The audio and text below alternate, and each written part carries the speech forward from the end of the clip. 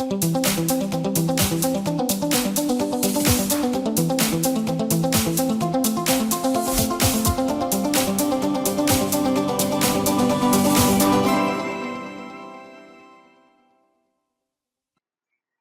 a todos!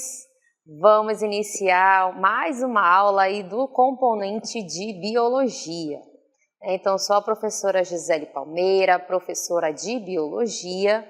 Estamos aqui para dar início a mais uma aula, tá bom? Então, vamos observar aí a nossa aula de hoje. Aula de número 12, aula de revisão e avaliação. Então, agora sim, vamos dar início à nossa aula.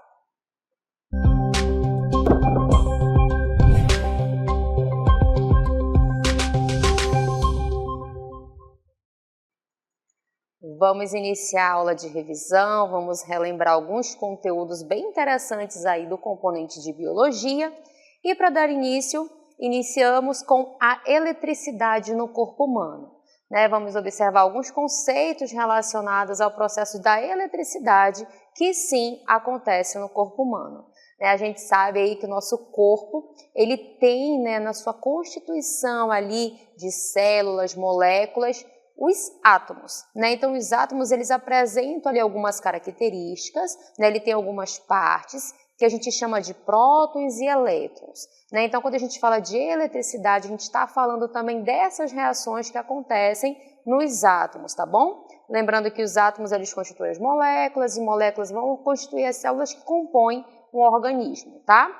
E aí a gente vai observar como é que acontece a eletricidade no corpo humano, Então, lembrando que o nosso corpo, ele apresenta uma composição de solução salina, Então, essa solução salina, ela vai facilitar a condução da eletricidade, tá? Então, quando a gente fala dessa eletricidade no corpo humano, de fato, o nosso corpo, ele produz e consegue conduzir essa eletricidade, devido ali à constituição do organismo. A gente sabe que para formar um tecido são necessárias células, as células apresentam ali as moléculas e as moléculas têm os átomos, como a gente observa essa representação ao lado. Então, essa representação do átomo, ela mostra aí para a gente uma carga positiva, A carga positiva a gente chama de próton, essa bola em vermelho ao centro, a sua representação com esse sinalzinho aí de mais, e ao redor, que fica em órbita ali, girando em torno desse próton, nós chamamos de carga negativa, que tem como nome o elétron, tá? Então, esse elétron, ele pode ali saltar de um átomo para outro, Então, esse movimento que ele realiza está relacionado com o processo de eletricidade, tá bom? Então, lembrando aí, o átomo tem carga positiva, que é denominada de próton, e carga negativa, denominada de elétron. E aí a gente vai relacionar esse processo de eletricidade no corpo humano através dessa transmissão que ocorre lá nos impulsos nervosos, Então, a gente vai focar um pouco aqui nessa área dos impulsos nervosos. Então, como é que acontece essa transmissão? É um fenômeno eletroquímico que ocorre nas células nervosas e faz o sistema nervoso funcionar. A gente sabe ainda a importância do sistema nervoso para passar informações, para os nossos organismos, para todo o nosso corpo. Então, como é que ele realiza esse processo de transmitir informações através dos impulsos nervosos? Então, para a gente entender com mais detalhe, a gente observa aí ao lado uma célula nervosa. Essa célula é chamada também de neurônio. E aí ela apresenta algumas partes bem principais, que a gente precisa identificar nessa imagem. Olha só, esse neurônio, ele apresenta 3 partes principais aqui que eu vou apontar para vocês. Ele tem essa estrutura que é chamada de dendritos, tá? Dendritos, essa estrutura aqui, que fica ligada ao corpo celular. Observem, que aqui é o corpo celular de um neurônio e bem ao centro, o que eu consigo identificar? O núcleo. A gente sabe que o neurônio é uma célula, A célula tem ali as suas partes, entre elas um núcleo. E aqui, essa parte mais alongada da célula nervosa, ela é chamada de axônio, tá? Então, observem bem esses nomes, dendritos, o corpo celular, onde eu consigo observar o núcleo dessa célula, e a parte mais alongada é o denominado axônio. E aí a gente vai observar que na transmissão de impulsos nervosos ocorrem esses dois fenômenos, o fenômeno elétrico e depois as ligações e reações químicas. Então a gente vai iniciar observando o aspecto elétrico, né? O que é o aspecto elétrico nessa transmissão de impulsos? Agora vamos observar o aspecto elétrico relacionado à transmissão de impulsos nervosos. Então, nesse caso, o que é o aspecto elétrico? Ele é a propagação de um sinal dentro de um neurônio, dentro dessa célula nervosa. E geralmente ela se inicia no corpo celular, que a gente observou, e ela é transmitida na direção dos axônios. Então, observem que esse aspecto elétrico ele tem um sentido, tem uma direção que a gente observa aí nessa imagem. Então, olha só, essa setinha representa aqui para a gente a direção do impulso nervoso. Então, observa que ela inicia aqui, no corpo celular, e ela é transmitida na direção aqui do axônio, ela vem nesse sentido. Lembrando que essas bainhas de mielinas que são encontradas aqui nessa estrutura do axônio, quando tem a presença dessa bainha de mielina, essa transmissão ela é muito mais rápida, tá? E aí, quanto ao fenômeno químico, em que ele consiste, O fenômeno químico ele consiste nas sinapses. E aí, o que a gente vai observar, Que são que é a transmissão do impulso que vai de uma célula a outra através de substâncias chamadas de neurotransmissores. E quanto aos fenômenos químicos que acontecem aí na célula nervosa, consiste nas sinapses, que são a transmissão do impulso de uma célula a outra através de substâncias que chamamos aí de neurotransmissores. Então, a gente viu que o impulso elétrico ele está relacionado com essa direção, A direção do impulso nervoso que vem do corpo celular e passa pelo axônio. Quando a gente fala do fenômeno químico, nós falamos das sinapses que estão relacionadas quando uma célula passa neurotransmissores para a outra. Então, as sinapses elas acontecem nessa região, nas terminações do axônio. Então, aqui, nessa terminação, vai ter uma outra célula nervosa, um outro neurônio, e aí ele vai passar esse neurotransmissor de uma célula para a outra, tá bom? Então, é assim que vai acontecer tanto o impulso elétrico quanto o fenômeno químico, tá bom? E aí, para a gente observar com mais detalhes aqui o neurônio, a gente tem aqui essa representação bem legal, que mostra aqui para a gente como ocorre esse processo de transmissão de impulso. E aqui a gente observa um tecido nervoso e observa que existem várias células nervosas, vários neurônios, e aí eles estão transmitindo ali determinado tipo de informação. Então, a gente consegue observar aqui algumas estruturas bem específicas do neurônio. Observem aqui a membrana celular, o dendrito, essa estrutura aqui que fica ligada ao corpo celular, onde a gente consegue observar o núcleo. E essa estrutura mais alongada é o axônio, que a gente observa também a bainha de mielina, que impulsiona muito mais ali o impulso nervoso. Então, vamos observar aqui com mais detalhes nessa região do axônio e como é o neurônio, A célula que faz parte do tecido nervoso, tá bom? Então, é através dessa célula, através do impulso nervoso, que ocorre ali as transmissões, tá bom? E vamos relembrar também os tipos de neurônios. Olha só na nossa próxima imagem. Temos cerca de 86 bilhões de neurônios e sua estrutura é geralmente a mesma. Então, observem que há 3 tipos de neurônios que a gente vai identificar com mais detalhes agora.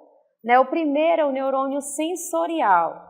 Qual é o objetivo do neurônio sensorial? Ele vai levar a informação que é captada do ambiente externo até o sistema nervoso central. Então, ele vai pegar ali aquela informação do meio, do ambiente externo, até mesmo de alguns órgãos, e aí ele vai levar ao sistema nervoso central. O segundo tipo são os interneurônios. Eles transmitem os sinais dos neurônios sensoriais ao sistema nervoso central. E o terceiro tipo é o neurônio chamado de motores. Né? Por que são motores? Olha só, eles recebem as informações do sistema nervoso central e transmitem para os músculos e glândulas do corpo, né? Glândulas tanto endócrinas quanto glândulas exócrinas. Tá? Então, essa imagem representa aqui a ligação do neurônio com uma fibra muscular. Né? Então, a gente tem aqui o neurônio, né, o impulso, e aqui observem que essas terminações do axônio, elas estão ligadas numa fibra muscular. Né? Então, essa relação dos neurônios motores com os músculos, tá bom? E aí, né, a gente vai relembrar também aqui alguns conteúdos relacionados aos ciclos biogeoquímicos. Né, a gente observou aí a transmissão de impulsos nervosos, né, vimos essa parte elétrica que acontece no sistema nervoso, mas a gente vai observar também quanto aos ciclos biogeoquímicos e a gente vai iniciar observando como acontece o ciclo hidrológico. Né, então, no caso do ciclo hidrológico, a gente está falando do ciclo que envolve a água. Né, hidro vem de água, então a gente já consegue relacionar que tipo de ciclo é esse. E aí ele ocorre por meio das mudanças dos estados físicos e da movimentação da água pelos seres vivos e pelo meio ambiente.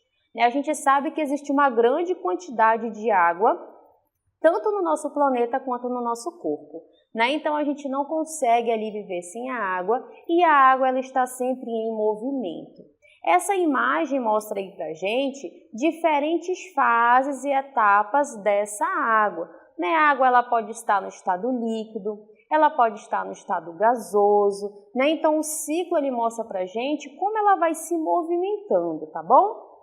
E aí a gente observa com mais detalhes o processo de transpiração relacionado ali com as plantas. Vou apontar para vocês rapidinho, tá? Então no ciclo da água, o que a gente vai conseguir observar? O processo de transpiração que acontece aqui com as plantas, o processo de evaporação, quando muda aqui a água do estado líquido para o estado gasoso, devido à mudança de temperatura. E a gente tem aqui a relação do Sol, porque o Sol vai estar aqui nesse ambiente, devido à mudança de temperatura, a água ela vai sair do estado líquido para o seu estado gasoso. Então, ela vai se condensar, formar aqui as nuvens, como a gente observa na imagem. Depois que essa nuvem está bem cheia, bem carregada, essa água retorna para o ambiente aqui em forma de precipitação. E aí, dependendo da temperatura, ela pode cair em forma de água, de chuva, de granizo ou de neve, E aí, quando ela cai, ocorre o processo de infiltração no solo também dessa água. Então, observe que é o ciclo que a gente observa da água, onde ela pode ser encontrada em outros estados físicos. E aí, para a gente detalhar um pouco mais essas etapas que compõem o ciclo da água, vamos observar aí o processo de evaporação. Então, a gente observa que na evaporação ocorre uma mudança do estado líquido para o estado gasoso, em forma de vapor. E no caso da evapotranspiração, é a perda de água pelo solo e também pelas plantas, como a gente observou na imagem anterior. Lembrando que o processo de evaporação está relacionado também com a mudança de temperatura. A gente tem ali a ação do sol que vai aumentar a temperatura daquele ambiente e aí a água ela sai desse estado líquido para o gasoso. E temos também aí na nossa próxima etapa o processo de condensação. Nesse caso, a gente observa que na condensação é o estado de vapor para o líquido, onde a gente começa a observar a formação das nuvens. E aí, em locais mais frios, essas gotículas podem se solidificar e dar origem à neve ou ao granizo, Vai depender da temperatura daquele local. Essa imagem representa aqui pra gente essas pedrinhas aqui de gelo, que é o granizo, que caiu ali da nuvem, tá bom? Então, esse é o processo de condensação, é o estado de vapor para o líquido. E aí, depois que aquela nuvem ficou bem cheia, o que acontece? O processo de precipitação. E a gente vai observar que na precipitação, ao iniciar a chuva, a água começa a retornar para a superfície terrestre. né? Então, essa imagem representa aí para a gente esse processo de precipitação, né? A nuvem cheia ali, ó, saindo bastante água. E aí, quando ela chega na superfície terrestre, a gente observa aí na nossa próxima etapa que ocorre a infiltração.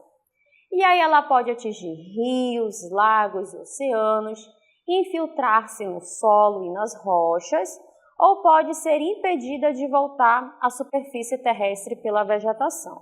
Né? Então, o que acontece aí nesse processo? A água caiu ali da nuvem, né? Caiu no solo, e aí ela pode ali atingir esses locais, pode infiltrar no solo, e aí quando ela infiltra no solo, aquela vegetação que está ali querendo aquela água, ela pode fazer o consumo ali dessa água, né, que veio da chuva, ou então ela pode infiltrar mais ainda e formar ali os lençóis freáticos, né? Então a gente observa que existem várias possibilidades para essa água a partir do momento que ela chega na superfície terrestre, tá bom?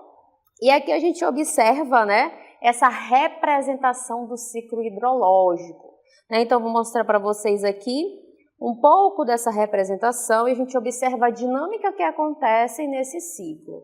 Né? A gente identifica aqui para vocês a transpiração das plantas, né, onde ocorre ali a subida dessa água do estado líquido pelo estado gasoso. A evaporação dos oceanos também a gente observa essa subida nas setinhas em laranja. A evaporação da superfície também. Né, e essas setinhas em azul, ela mostra para a gente também o retorno dessa água para a superfície terrestre. Né, observem aqui essa nuvem que está passando, né, mostrando aí para a gente o processo de precipitação dessa água. E aqui embaixo a gente consegue observar também o movimento da água embaixo do solo. Né, observe que a água também se movimenta aqui por baixo. Né, existem ali os lençóis freáticos, a água que foi infiltrada, aquela água que a vegetação vai utilizar e outras que vão ali retornar para rios e mares, tá bom? Então, esse ciclo aqui, né, essas setinhas que a gente observa aí nessa imagem, ela faz essa representação, né, a dinâmica da água ali que está acontecendo a todo momento. Nesse exato momento a gente identifica, né, essas relações, a formação da nuvem, a chuva, né, então tudo isso está relacionado com o ciclo da água, tá bom? Vamos observar um outro ciclo também, ciclo biogeoquímico, que é chamado de ciclo do carbono. Então, é um elemento encontrado de diversas formas na natureza e faz parte da composição dos seres vivos. Né? Então, o seu ciclo ele é influenciado pelas ações humanas também. Né? Então, existe uma relação do ciclo do carbono com os seres vivos, como a gente consegue observar aqui nessa representação dessa imagem. Né? A gente sabe que as plantas elas realizam um fenômeno, um processo chamado de fotossíntese. Né, as plantas são seres autotróficos, né, elas precisam ali de algumas reações para que ela consiga produzir a sua glicose, né, o seu açúcar, para ela se desenvolver. Dentro desses processos que ela precisa captar ali da atmosfera, um deles é o gás carbônico, né, o gás carbônico que está presente na atmosfera. Além do gás carbônico, ela vai precisar do sol, vai precisar da água que as raízes vão absorver. E nesse processo de capturar o gás carbônico, a planta ela vai conseguir produzir o seu açúcar, a sua glicose, através do fenômeno chamado de fotossíntese. E aí, nesse processo, nessa reação, ela libera aqui, ó, um outro gás, que é o gás oxigênio. Então, por que acontece essa interação? Né? Porque nós precisamos de gás oxigênio. Né? Quando nós inspiramos, nosso processo de respiração, nós vamos ali precisar desse oxigênio que está presente na atmosfera. Tá? Então, essa relação do ciclo do carbono com o oxigênio está relacionado com o processo de fotossíntese e também com a respiração dos seres vivos. Tá? E a gente vai observar também outras ações humanas ali que podem liberar muito gás carbônico para o ambiente. Muito gás carbônico para o ambiente. Então, o que a gente vai observar na nossa próxima imagem? Olha só, os organismos autótrofos fotossintetizantes, eles assimilam o carbono que está presente na atmosfera, transformando em matéria orgânica, que é adquirida pelos demais organismos da cadeia alimentar. Essa matéria orgânica é o açúcar que ela vai produzir. Tá? Então, o processo de decomposição também tem como um de seus produtos o gás carbônico. Né? Então, aquele animal ali que está naquele ambiente, no seu processo de decomposição, um dos produtos relacionados ali a esse processo é o gás carbônico também. Além desses processos biológicos, a ação do homem também é responsável por liberar carbono no ambiente. E aí, para a gente entender um pouco melhor, vamos observar ali na nossa próxima imagem. Olha só, a gente observa toda essa relação do carbono com os seres vivos e com o espaço, né, com o ambiente onde ele está. Então, o carbono ele faz parte da composição dos seres vivos e seu ciclo é influenciado pelas atividades humanas. Então aqui, esse passarinho que está aqui no chão, ele representa para a gente o processo de decomposição. Então na decomposição é liberado aqui o carbono no ambiente. A gente observa também aqui essas fábricas que estão liberando fumaças, gases poluentes. Nesses gases existem bastante presença de gás carbônico. Então observe que existe toda uma interação entre os seres vivos, seres mortos aqui, e também a ação humana quanto à poluição do ambiente, tá bom? E aí, para a gente observar, com um pouquinho mais de detalhes, esse ciclo novamente, olha aqui ao lado a gente vai observar a interação desse gás no ambiente, tá? Então, a gente observa aqui, o ciclo do carbono. Vou trazer aqui algumas representações para vocês. A gente consegue observar o processo de combustão.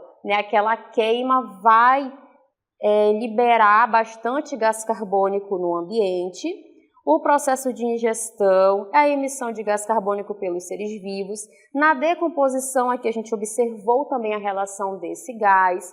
Tá? Então, observe que existem vários meios aqui de emissão de gás carbônico, tanto dos seres vivos, quanto desses seres que estão no processo de decomposição, tá bom?